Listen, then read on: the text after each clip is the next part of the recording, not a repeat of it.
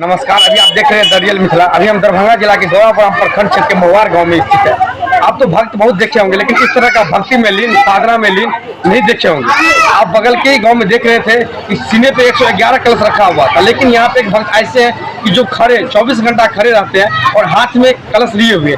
आइए इनसे बात करते हैं कि भगवान इनको किस तरह से दर्शन दिए थे और कैसे इतने बड़ी कठिन तपस्या में लीन है और कितने दिनों से ये पहले वो भक्त है। हमारे सामने में आप देख रहे हैं, यही वो भक्त है जो अपने हाथों पे 9 दिनों तक कलश बिठाए हुए थे। और हाल ही में आप सुने होंगे कि गलवा में एक भक्त ऐसे भी थे कि जो अपने सीने पे 111 कलश रखे हुए थे, जो लोग देखने के लिए दूर दूर से लोग आते थे।